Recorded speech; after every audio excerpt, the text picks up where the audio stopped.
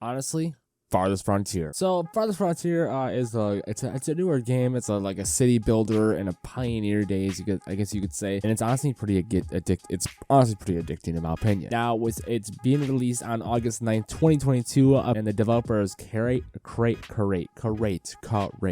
It's Crate Entertainment, kind of like like a supply crate Entertainment. I don't know why I struggled to say it so much, but I did. The developer and the publisher is Crate Entertainment, and honestly, it's a pretty good game. Okay, so I've sunk a total so far of 22 hours into the game. It's currently the 12th, and I haven't played it. I didn't play it much today, or well, it's actually technically it's 1 in the morning on the 12th, so it's kind of the night of the 11th. So it's been out for roughly 2 days now.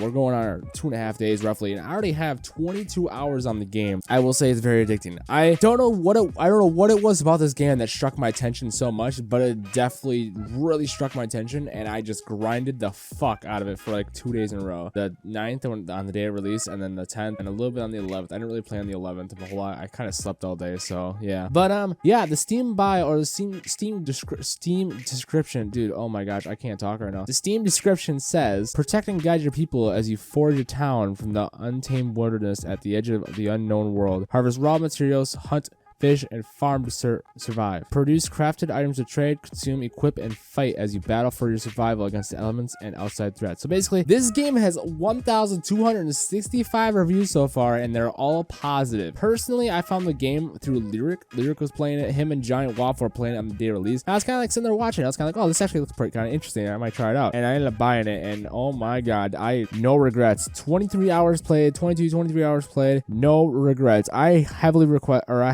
suggest this game. Now, I know there's people that don't like this game very much. It's early access right now, but it's definitely a great game because like it's so different. It's like it's just for something about this game is so different. It's challenging and it's just laid back at the same time, if that makes sense. I don't know what it is about it. It's just it's in my opinion, it's a great ass game, and I love it so far. I just have a huge addiction for it. The gameplay alone is pretty fucking fun. It's very time consuming. Like, I know that the first day I played it is like when you play Minecraft, you know, like that those times you play Minecraft and you start grinding out Minecraft and you're like, okay, I'm just gonna play for like an hour, and it turns out you end up playing for like 5 hours because like basically what happened is like, oh, I just want to get this upgraded, or I just want to get this quickly upgraded, but then next thing you know, you're doing all these small things that add up to be a big thing, end up being like hours of grinding. And like this game is a huge grinding game. It's a survival city builder, and there's a lot of strategy that goes into it, a lot of balance, and a lot of different things that go into it. And you know, it's very time consuming. You have to kind of like worry about different aspects all at the same time. You know, you have to worry about your people being, you know, you'll see in my videos here or in the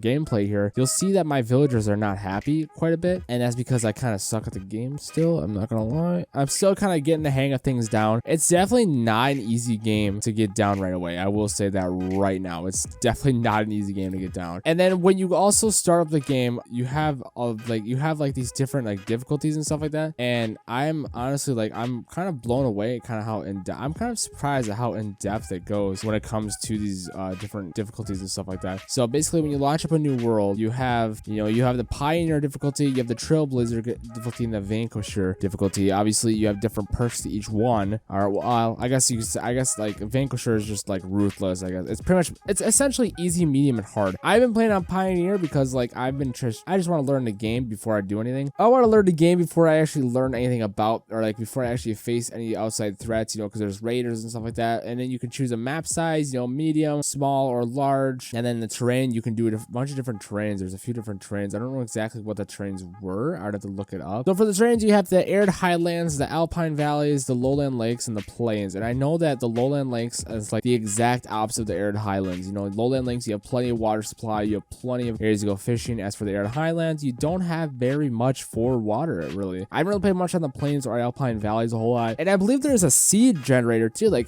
kind of like on Minecraft. I believe there's like numerous different outcomes for maps. Like I believe there's like realistically endless different outcomes, and you can like name your city if you want to, your city and all that stuff. And like I said, it's definitely a hard game. You definitely gotta take some time to get to know it. I struggled when I first started playing. My biggest struggle was was the wood and the firewood. Or no, the firewood and the food. I was struggling hardcore with the firewood and the food, but now I think I'm sitting at like 2,000 wood and like 1,000 firewood and like 1,000 planks or something like that. And I don't even know how I got to that point. I kind of just like sat there and just did a bunch of random shit, and somehow I got to that point, and honestly, no regrets. The same thing, or the thing that goes on the most though, is the food. It's definitely hard to keep up with the food because like as you have people come in, you know, you gotta try and get more food, and then it's kind of hard because like the hunters' cabins, like if you put them where deers are, where the deers are. If you stick them where the deer are and everything, I mean, yeah, you'll get deer, but the problem with that is that I think the deer also have a tendency to kind of move around and stuff like that. So I think it's kind of difficult. You have to kind of like move with them and stuff like that. I don't know.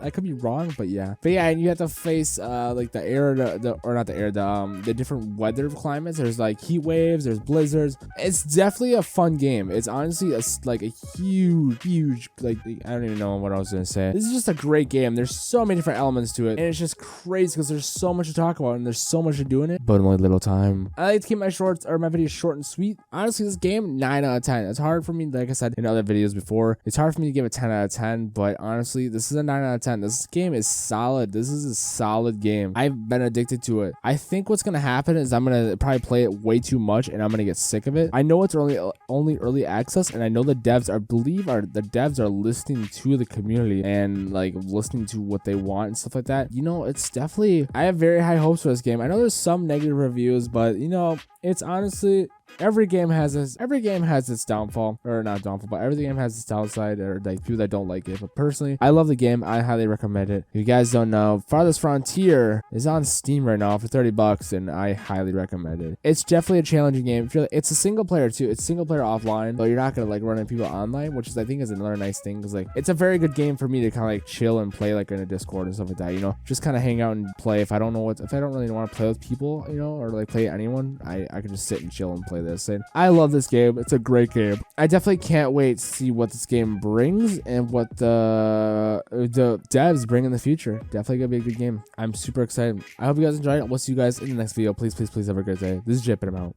Peace.